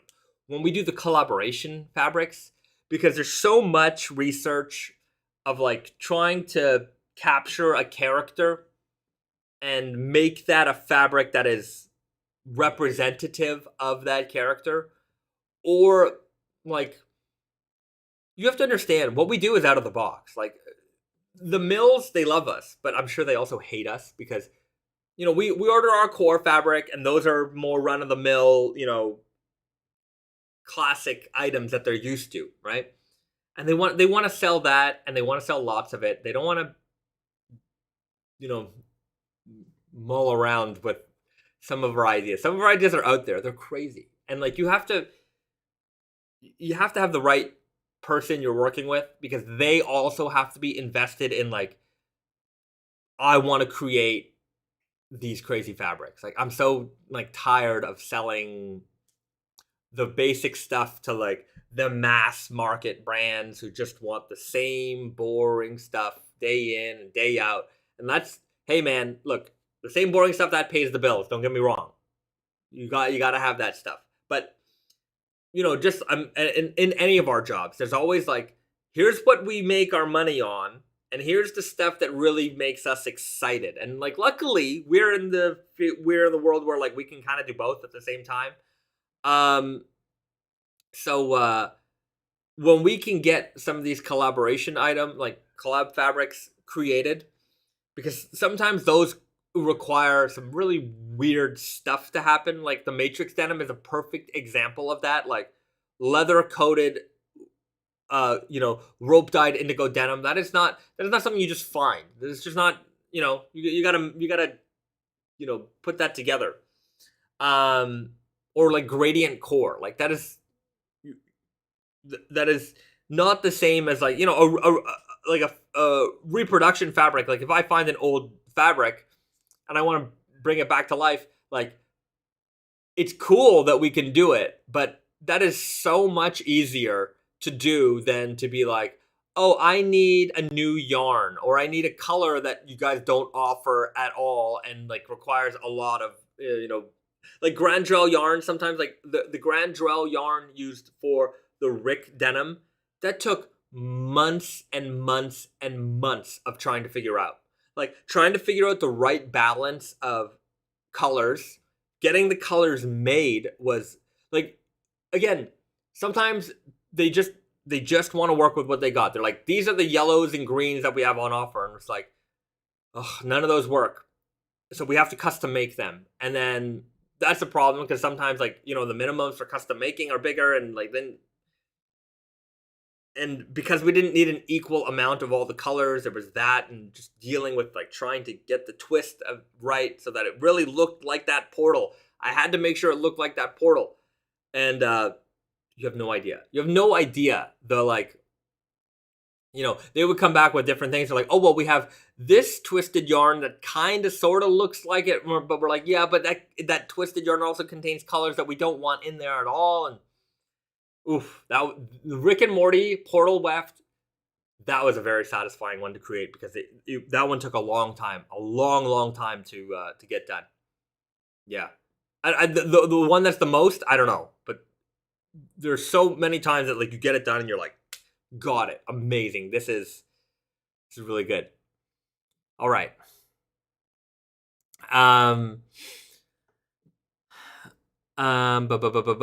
Rolando Ramirez writes, Arthur the Aardvark collab, please. Anything PBS would be a dream come true. What about Zoom? The Zoom gang. Zoom. I don't know, PBS stuff. I don't know. Maybe Sesame Street or something. But here's the thing, like, you know, our logo, not that it's, you know, vulgar or anything like that, but I get the sense that like our logo would definitely nix some of those ideas from happening. Fossil Draws writes, the commitment to making unique and sometimes bizarre product is why I love Naked and Famous. Well, thank you very much. I mean, even last night, again, we were, in the talk I was having, talked about, you know, a lot of this stuff is just about impressing ourselves, you know, and like that's our design approach isn't like, oh, well, there's a customer and this customer wants this thing. And like, I'm like, you know what our customers want? They want something they've never seen before. Like, and we want something we've never seen before. So we want to keep creating just different stuff. And that works for us. I'm not saying it's going to work for everybody else. You know, there are jeans brands that are gargantuan. You know, they would look at our sales and be like, well, that's a weekend. Like, that's great, but we sell that in a week, you know, like no problem. And so, okay, great. And you know, what they're doing is good for them, and what we're doing is good for us. You know, I'm not trying to be them. I wouldn't mind their sales, but you know, there's only so many of us. But yeah, we are committed to making the world's most interesting, innovative, and unusual and fantastical denims that'll ever be seen. Seats and Inches writes, you brought up a while ago that there may be Asumi Ink 2. Is that still happening? It is still in the works. I don't have a release, you know, schedule for that or anything like that. It is still in the works. Mason Brando writes, I have a Canuck Pine Scratch and Sniff, and they feel cool and tingly, like a tropical menthol. Very unexpected, dope feature. Well, there you go. That's it. The Pine denim that we did for Canuck, a Canadian retailer, Canuck. They had a custom made Scratch and Sniff denim that we did just for them. Pedro Cortez writes regarding the Indigo Invitational, I plan on entering year 3. Don't know which jeans I'm going to enter with. Haven't decided yet. Yeah, I don't know anything about year 3. I haven't talked to the guys there in a while. I'm sure I'll hear from them soon about year 3. You know, we'll see what our participation will be like this year. But yeah, we'll I don't know. What are the year 3 jeans for me? I still love my solid blacks. I want to wear them for another year. I want to wear them for another decade. I want these to be as faded as my left hand twills. Speaking of faded, you know, I haven't a faded jean that I pulled out from the closet the other day. I tried to put them on and they don't fit. I'm a little sad about that because they've been. This is the true grit. The true Grit Selvedge. Obviously, you can see that they've been worn in quite a lot. They've been washed quite a lot. They can certainly, there's still a lot of life left in this denim, and I want to wear them more. Got to drop like 10 pounds probably for these to work. But look at that. That was the hair on hide patch, and it's really cool because you can see the way that it's faded. Like, you know, here's like the just, I don't know, there's like certain lines in the fading.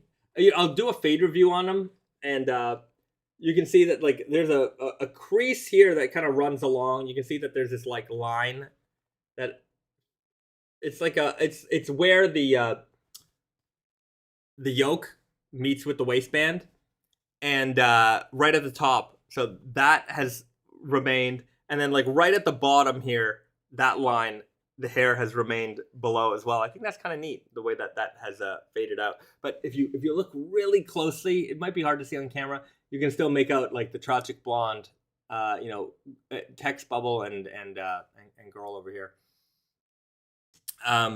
But yeah, check out the fades on this pair. I mean, a lot of life left in this one. But they have faded quite nicely. Here's a fun little. You know, I would carry a little case of Tiger Balm. I don't know if you guys know what that is. It's like a little. Speaking of menthol, it's like a little menthol like cream that I would use to like, you know, rub on my head for like headaches and you know, open up my nasal passages. Yeah, I got a little Tiger Balm fade over there. Joey D writes, when will the next Supima jean be coming? We're working on one right now with a supplier here. And it's actually part of a denim I'm working on with Sally, who is the creator and grower of Foxfibre. So I've been talking to her a lot for the last couple of months, and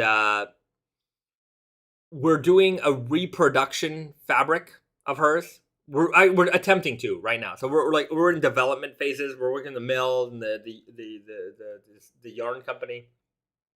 So it'll be a Supima Foxfibre blend denim. So we're working on it. Supima cotton. She was talking to me about the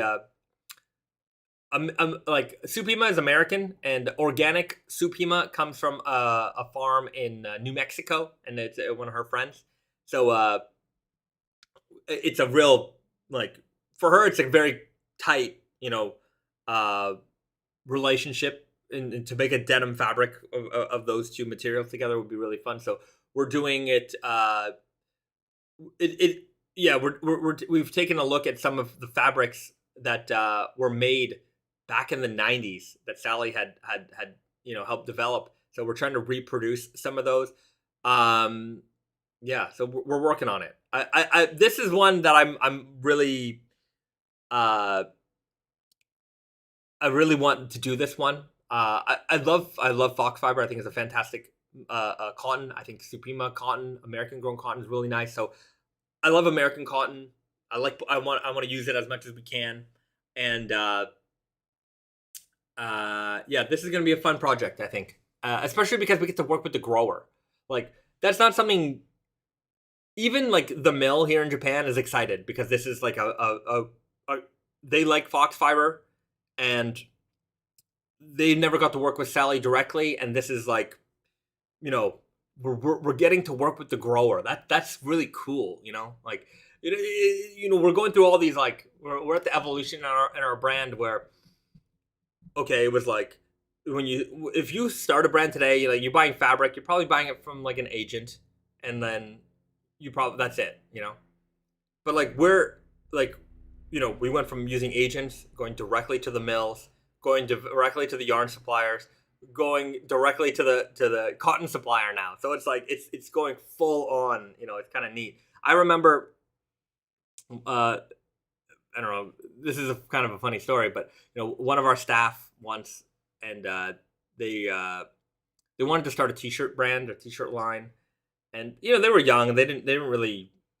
know how everything worked, and they asked me a question once, and they're like, hey, if I want to buy organic cotton, like, how much would I have to buy to make like so and so many t-shirts? And it wasn't even like a big quantity of t-shirts, less than 100. And I'm like, if you're making that many t-shirts, you aren't buying cotton. Like, it just doesn't work that way. Like, you're not gonna buy the cotton and then bring it to the guy who spins it. Like, they're not interested in your like 3 bundles of cotton. Like, if it's just not how it works. And then you're not gonna then take your yarn to the guy who does the knitting and like, okay, here's like my box of yarns. Can you knit these? And like, they're like, no. Like, they're not gonna do that.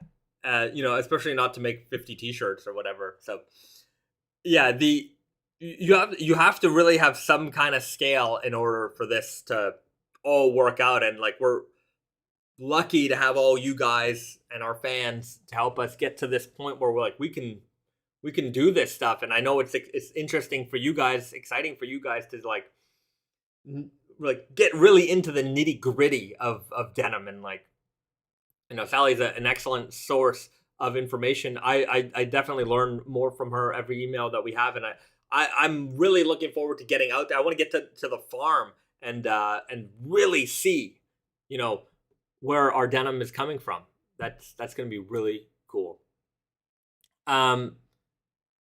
C. Sanchez writes, do you have the pocket bags for the Freddie jeans yet? I do not, but I don't know if I told you guys, but it is going to be like, it's going to look like burnt scar material. It's going to look pretty gruesome. It's going to look really cool. Joel St. Pierre writes, any plans on any new black denim without stretch other than the classic black selvage? Missed out on the Diablo. A black without stretch. There is the Japan Heritage black edition that's available right now. I think it's on sale. Pretty sure it's on sale. So that's an option for you right now. 100% cotton on Samfries black, 100% cotton black. Maybe we should do something like that. I think it might be neat to do like a non-slubby, basically like an 18-ounce version of, like the El Diablos were slubby black, but if we did like a flat black, like Elephant One, 19 ounce, maybe a little, 18 ounce, I think would probably be a good weight of a basic black, not slubby. So yeah, that would be cool. That'd be cool. The answer is at some point. Matthew Bradwell, we're all farm to table, agrarian entrepreneurs in our dreams. Yeah, man.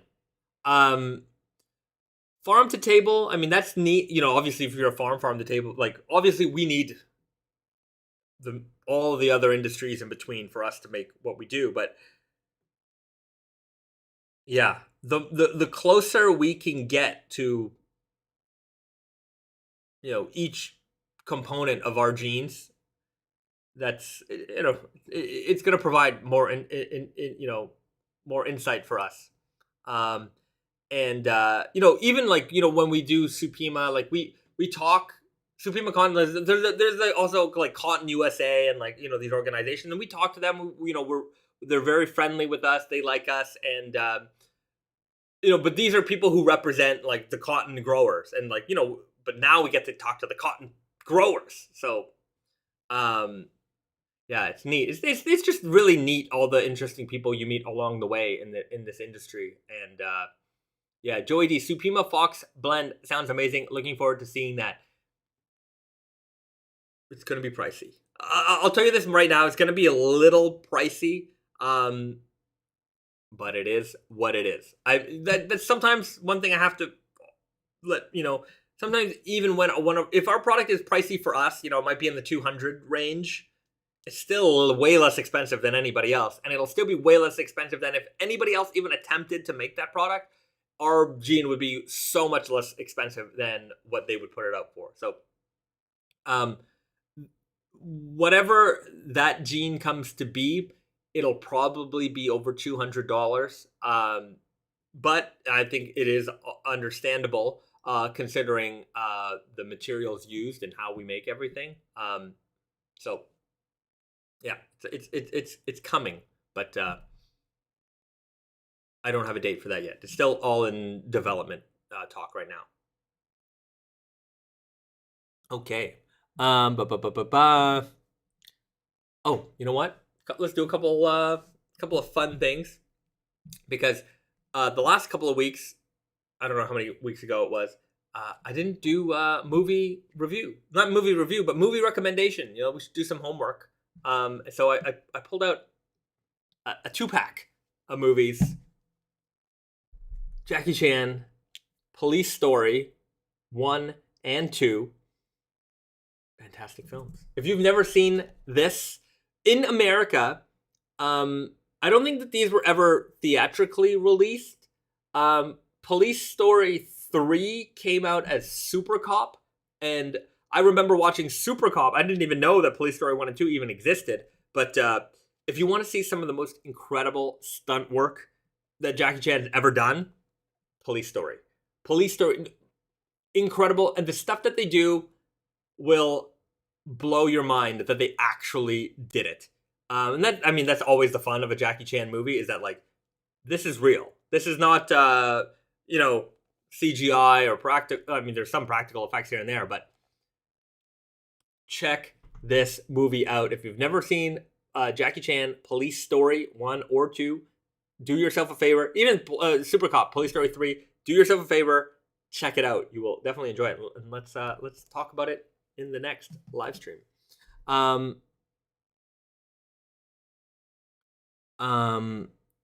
Junior, I've seen Super Cop before. Yeah, Michelle Yeoh is in it, and she's incredible. She's like so talented in that film. The stunt work's incredible. She does that motorcycle jump. You know what? I'm not even gonna tell you. If you haven't watched it, go and watch it. Kentaro writes, what are your thoughts on Better Cotton Initiative? Do you think that they're doing good work, or is it just a front for fast fashion retailers to whitewash their production chains? I don't know what the Better Cotton Initiative is, but let me tell you that I'm very skeptical of any claims that a fast fashion retailer has in terms of sustainability or anything like that. They are not interested in this. They are interested in the only thing that they are interested in is the way you feel about them, right? And if it costs them, and look, it might be better. It might be better for them.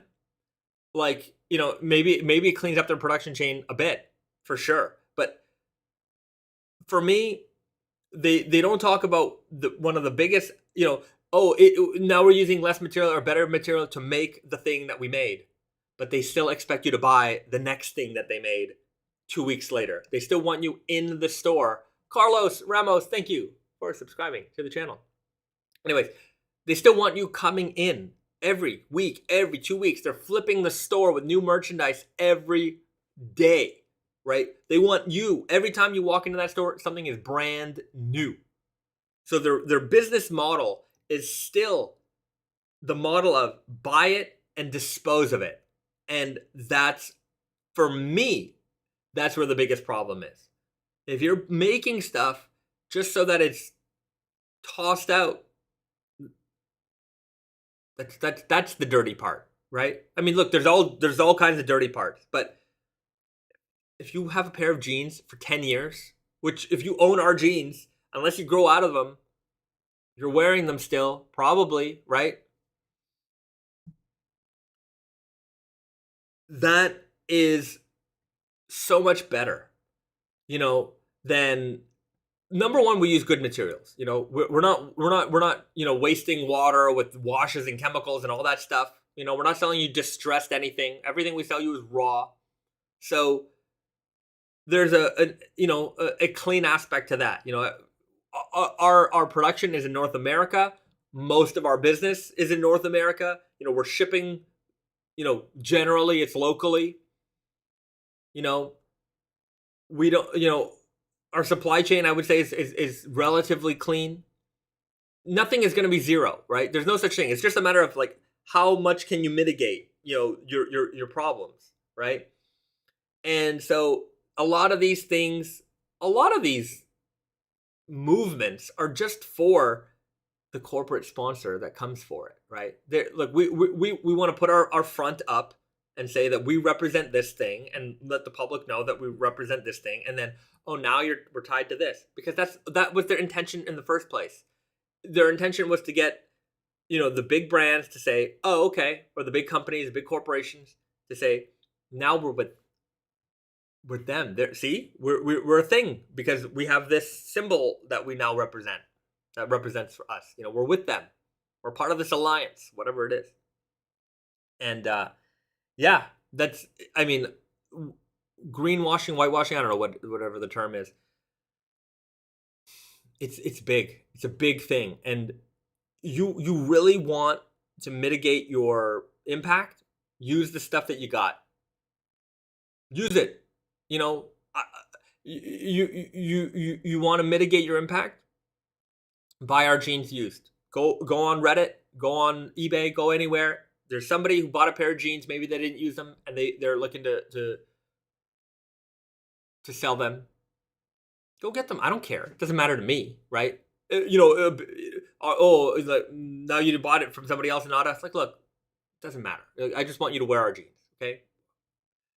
But like, those are the kinds of things that, a big company, even if they said it, they don't mean it. Like, they don't like, maybe I'm being too cynical in that respect, but like, they're doing it to show that they're doing it instead of being about it, right? Because a lot of people just want to see that it's there, and they're like, look, they do this thing, right? Oh, they use now they use less water than the gajillions of liters of water that they still use. And it's like, Okay, right? You know, where are their things made, right? Like, what is their production line looking like? Like, you know, it's all, yeah, it's all very questionable. And when you look at the prices that a lot of these people are charging for finished goods, Joel St. Pierre, thank you for subscribing to the channel. But, you know, not to say that price is always an indicator of quality or even, you know, how clean something is in a production line. But things that are really inexpensive, I'm talking, and my favorite example is like the $19.99 jeans or the $24.99 jeans advertised on a national commercial with a celebrity. Think about how that is made in some other country. So it had to be shipped, it had to be packaged, it had to be, you know, all that stuff. Everything had to happen, had to hit that sales floor. They had to have a store in a mall with a bunch of staff. And there's still profit. There's still juicy profit in that product. What is wrong with that product? Where did something go wrong? And not only that, but that same company will have their Eco Alliance, whatever stamp on their window, and we're this and we're that, and we're, you know, celebrating these things. And it's like, really? All of those things that you're able to do, and the jean is still $25? That's questionable. It's very questionable. You know, like, we've had leather patches at cost. I'm not saying all of our leather patches are this cost, but we've had leather patches at cost for like $10. Like when we use like some really, really high-end leather for our leather patches. Like, our leather patches are expensive. I'll tell you this right now. Our leather patches are expensive. And like, sometimes like, you know, there's the $19.99 jean, and I'm like, our leather patches cost $10 sometimes.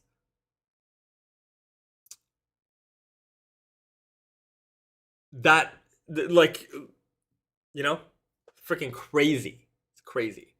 Carbon coated. Most of the price of the jeans went into the marketing and not the product. That is true. That is true. There's no question about that. And yet the jean is still $24, $19. So what did the cost of that product? What was the cost of that product? Who got screwed? A lot of people.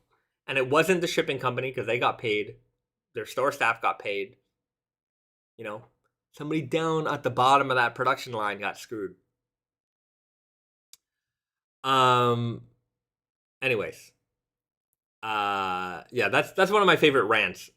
Look, I'm sure that there are good people out there trying to do things. There are, definitely. Don't get me wrong. There are good people out there, but just, I mean, you'll know it when you see it. You know, when you're used to like a higher quality good and just understanding what it costs to make something, and then when you see other people selling things for way too little, and it's like, look, I understand the need for inexpensive clothes. Look, the world is, if you're buying our stuff, you're in a position probably better than a lot of people. And I get it. Inexpensive clothes are we need them, but we we lost the ability to make those clothes in North America. We lost the ability to do that. We just, and I think it's a shame, and I would love to see more factories open up. I want to see our industry thrive the way it used to be. You know, I have friends' moms, and they still work in factories, and like they're still sewing, and like they love it. You know, that's their life. They enjoy it. And like, there was a time when that was a very common, normal job for people to do. And now it's like, if you meet somebody who works in a sewing factory or something like that, you're like, wow, it's amazing. Like, you know, you're so rare. You don't understand. Yeah. Kentaro writes, I think you're probably spot on. Thanks for your insights. You're saving on the behalf of someone more vulnerable than you. You're saving, yeah, you're definitely saving on in that case. You're definitely. BD writes, people need to see Slaxx for a fun and stay for the fun and stay for the message. Yes, that's right. If you haven't watched Slaxx, Slaxx is commentary on this exact issue. SLAXX. I talked about it before. Our jeans are proudly featured as the as the murderer in the movie. The natural Indigo Selvedge, by the way. It's the natural Indigo Selvedge. But yeah, check it out. SLAXX. It is on Shudder. Shudder is a horror streaming service. They have not sponsored. I'm not sponsored by anybody, but I use it personally. I like it. It's pretty cheap if I remember, and I think you get a free month like all the other ones give you. So check out Slaxx. It's a horror movie themed jeans movie. I don't know if that was a complete sentence, but yeah, there it is. Yeah. Somebody wrote, nice Home Depot bucket in the background. Thank you very much. You have no idea. Like there's no Home Depot in Japan. There's companies that import these and sell them for a lot of money. And I just needed a bucket, and you'd be surprised how hard it was to find a work bucket. But yeah, and I keep my wood pellets in there.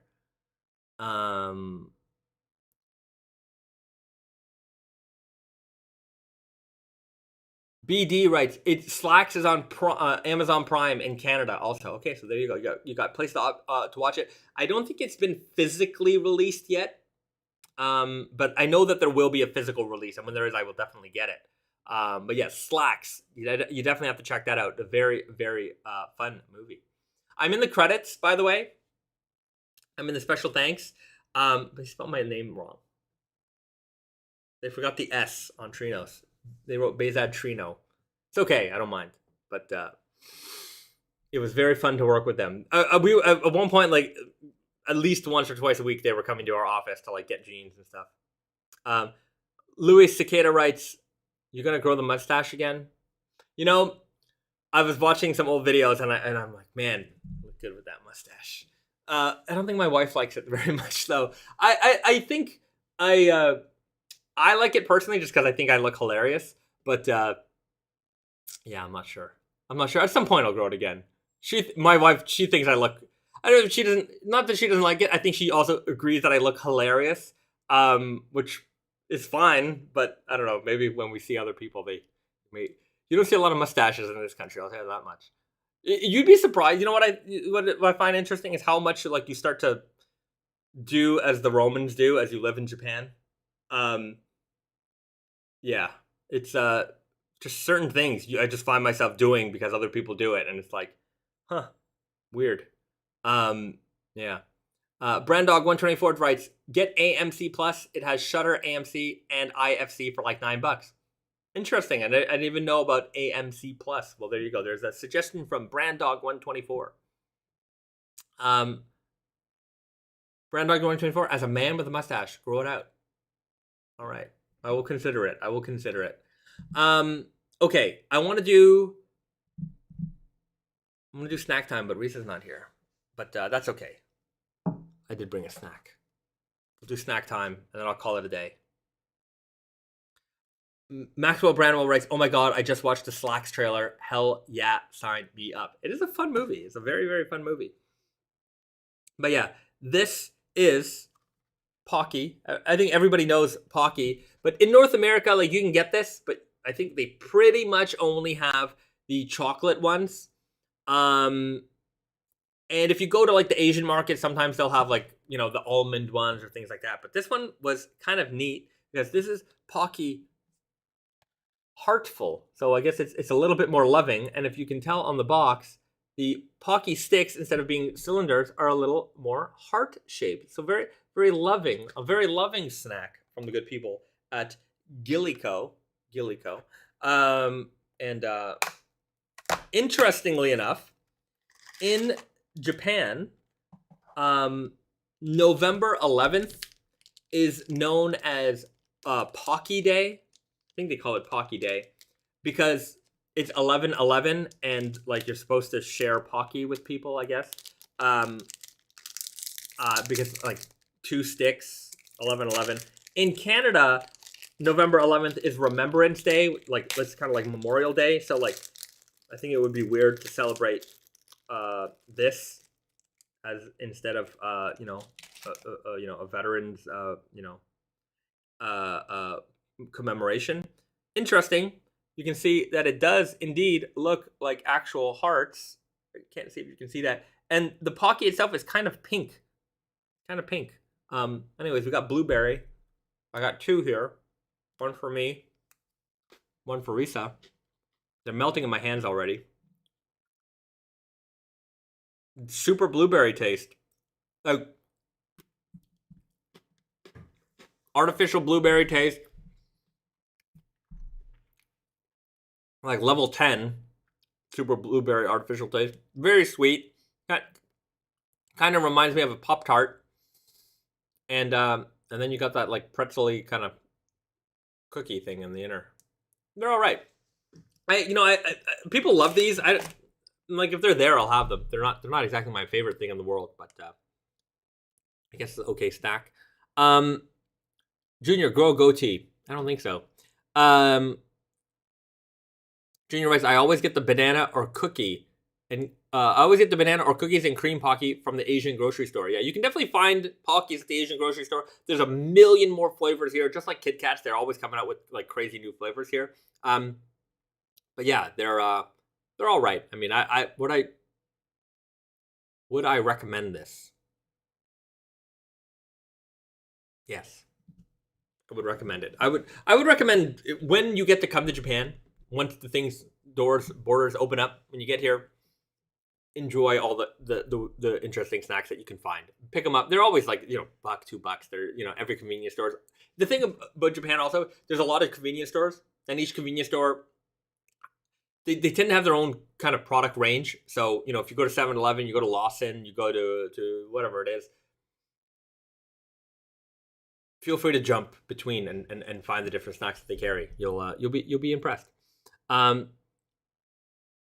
Carbon Coded writes, how simple is it to live in Japan without being completely fluent in Japanese? I don't leave the house, so it's pretty simple. Even leaving the house, I don't really find many issues because I'm usually with my wife. But actually after this trip, I got to go meet her, so I'm going to go on the train and stuff. I would say that it's not the easiest, but there's a lot more English here than there used to be. Like all the train announcements in Tokyo, I don't know about the rest of the country, but probably in Kyoto, Osaka, probably the major cities. Like when you're on the train, doesn't matter which train you are, doesn't matter which train company you're on, the announcements will come on in English. So you know where you're going. One thing that you won't get a lot of is like when you're at the metro station, like any particular station, and they have the signs like when the next train is. And so they'll have a sign like when the next train is, the train after that, and the train after that. Usually it's like 3 trains.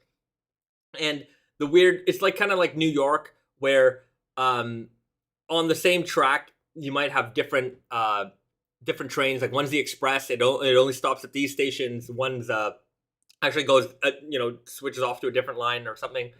So it's easy to get on the wrong train, and that can be difficult because the train signs don't have whether it's the express or not the express. That stuff usually not in English, depends on the station. So you can easily kind of get lost in that way, but there's a lot of English signs here in general. I mean, you learn enough basic Japanese, just and you can get by like the grocery store and, do you want a bag? No, thank you. That kind of stuff. Like I can get by. I have a basic rudimentary, Japanese level. So I have no major issues. Like I couldn't get a bank loan. Like there's no way that that's going to happen. Yeah. I survive, and I think there's a lot of foreigners, especially in Tokyo, that survive with little to no Japanese. We're all bad immigrants. We must learn the language. I was at a doctor the other day, and my wife came, because usually when I go to the doctor, my wife's there, and just to do the translation. And this interestingly enough, I found that doctors in this country, the doctors that I've seen, they often speak some amount of English, which is very, very helpful. I don't know if that's the case everywhere. It just happens to be the case for me. But yeah, this doctor, he started asking me questions in Japanese, and then I looked at my wife, and my wife translates it, tells me, and then he just started speaking English. And he's like, "Do you speak Japanese?" I'm like, And I responded in Japanese. I'm like, a little bit, I'm working on it. And he's like, "You need to learn Japanese." He's like, "Do you have TV?" I'm like, "No." He's like, "You need to get TV. You need to watch TV. You need to watch these channels, and you're gonna learn Japanese." I'm like, "Okay, I'll work on it. Promise." Ben, do you need to be in Japan for Naked and Famous business reasons? Are you meeting with people at denim mills? I'm in Japan for family reasons. My wife and I decided to relocate here to Japan. The idea was that we would be going back and forth to Canada quite often. Then this little pandemic, I think that's what they call it, came. I don't know if you guys heard about it, but it shut down most of the world, and that kind of slowed international travel for us. So we kind of got here, and we literally just moved here like right before the pandemic hit. So that stopped us from, going back and forth. Now, have we been meeting with denim mills here in Japan? Sparingly. So Tokyo office people, sure. But we haven't been able to go to Okayama or anything like that, because like during the pandemic here, I would say that life has practically been pretty normal. Like there was never any lockdowns or like, anything like that here. None. Like the most was they asked restaurants to close at 8 p.m.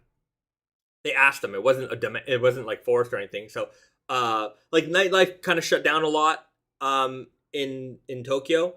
And I'm sure the rest of the country, but I think the countryside in general, I guess there's a lot of old people, and they were being very cautious, and they just encouraged people a little bit more strongly to like not travel, So, like we didn't go to the countryside for that reason, but we went to Okinawa. We went we went to like resorts away from people, or like we rented an Airbnb and hung out by like a secluded beach.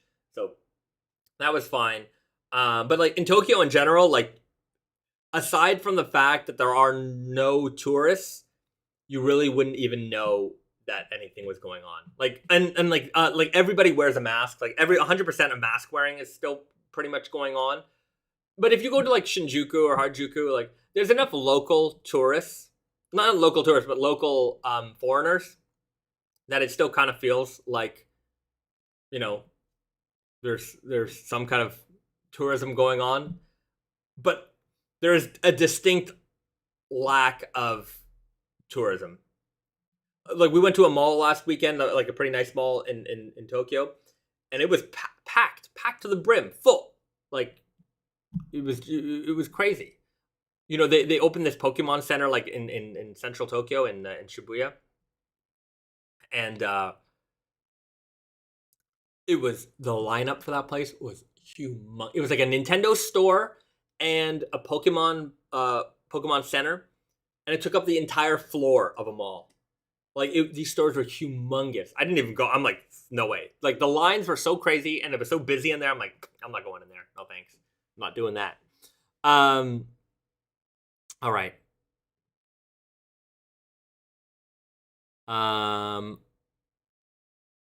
Kentaro, I would kill for a box of matcha Kit Kats. You can usually get those in North America. Any Asian grocery store has it for sure. That's the one they always have, the matcha Kit Kats. They got those for sure. Okay. I think I'm gonna leave it at that.